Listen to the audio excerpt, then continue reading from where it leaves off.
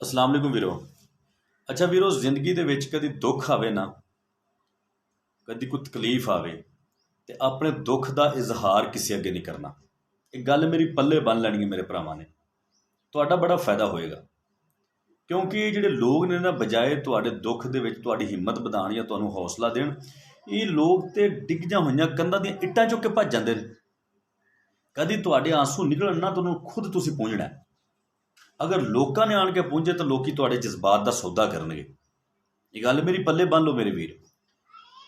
ਹਜ਼ਰਤ ਸੁਲੇਮਾਨ अलैहिस्सलाम ਦਾ ਦੌਰ ਸੀ। ਇਹਨਾਂ ਦੇ ਦੌਰ ਦੇ ਵਿੱਚ ਇੱਕ ਬੰਦੇ ਨੇ ਨਾ ਇੱਕ ਪਰਿੰਦਾ ਲਿਆਂਦਾ, ਬੜਾ ਖੂਬਸੂਰਤ, ਮਾਰਕੀਟ 'ਚੋਂ ਖਰੀਦ ਕੇ ਨਾ ਉਹਨੇ ਪਿੰਜਰੇ 'ਚ ਢੱਕ ਲਿਆ। ਉਹ ਪਰਿੰਦਾ ਜਦੋਂ ਬੋਲਦਾ ਸੀ, ਆਪਣੀਆਂ ਆਵਾਜ਼ਾਂ ਕੱਢਦਾ ਸੀ ਨਾ, ਤੇ ਉਹ ਬੰਦਾ ਬੜਾ ਮਹਿਜ਼ੂਜ਼ ਹੁੰਦਾ ਸੀ ਉਹਦੀਆਂ ਆਵਾਜ਼ਾਂ ਤੋਂ ਕਿ ਬੜਾ ਖੂਬਸੂਰਤ ਬੋਲਦਾ ਹੈ। ਇੱਕ ਦਿਨ ਉਹਦਾ ਹਮ ਜਿਨਸ ਇੱਕ ਪਰਿੰਦਾ ਉਸ ਪਰਿੰਦੇ ਦੇ ਕੋਲ ਆਣ ਕੇ ਬੈਠਾ। ਆਪਸ ਦੇ ਵਿੱਚ ਉਹ ਚਹਿਚਹਾਉਂਦੇ ਰਹੇ ਥੋੜ੍ਹੀ ਦੇਰ ਵਾਸਤੇ, ਤੇ ਬਾਹਰੋਂ ਜਿਹੜਾ ਪਰਿੰਦਾ ਆਇਆ ਸੀ, ਪਰਿੰਦਾ ਵਾਪਸ ਚਲਾ ਗਿਆ। ਇਹ ਪਿੰਜਰੇ ਦੇ ਵਿੱਚ ਜਿਹੜਾ ਪਰਿੰਦਾ ਸੀ ਨਾ, ਪਾਲਤੂ ਇਹਦਾ, ਇਸ ਪਰਿੰਦੇ ਨੇ ਬੋਲਣਾ ਛੱਡਤਾ।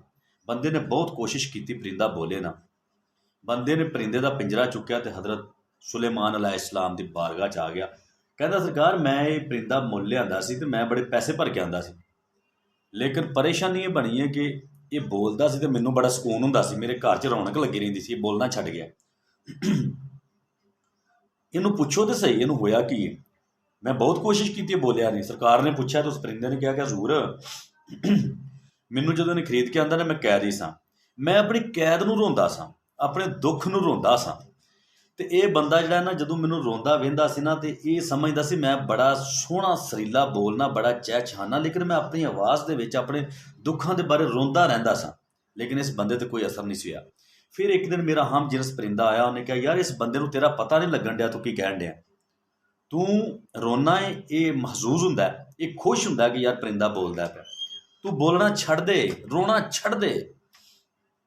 ਉਹ ਪਰਿੰਦਾ ਕਹਿੰਦਾ, ਜੀ ਮੈਂ ਰੋਣਾ ਛੱਡਤਾ, ਮੈਂ ਬੋਲਣਾ ਛੱਡਤਾ, ਤੇ ਅੱਜ ਕੁਝ ਦਿਨਾਂ ਤੋਂ ਬਾਅਦ ਇਹ ਮੇਰੇ ਤੇ ਖਪਦਾ ਰਿਹਾ, ਮੈਨੂੰ ਲੈ ਕੇ ਤੁਹਾਡੇ ਕੋਲ ਆ ਗਿਆ। ਹਜ਼ੂਰ, ਮੈਂ ਰੋਂਦਾ ਸਾਂ।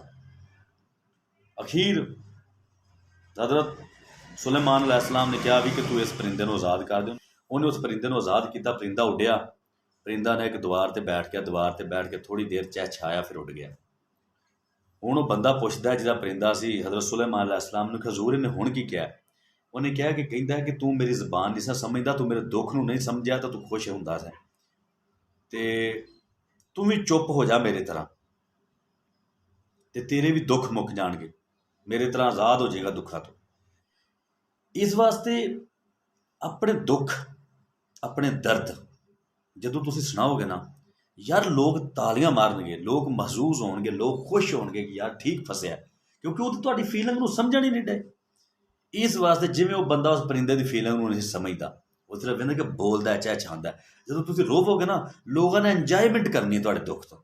ਇਸ ਵਾਸਤੇ ਕਦੀ ਵੀ ਜ਼ਿੰਦਗੀ ਦੇ ਵਿੱਚ, ठीक है ना, ये वक्त आ जाए ना, कभी आंसू निकले तो खुद ही पूछ लेना, लोग पूछने आएंगे तो सौदा करेंगे, अपने दुखों का इजहार ना करो। वसलाम, तुहाडा भाई असगर वरिया।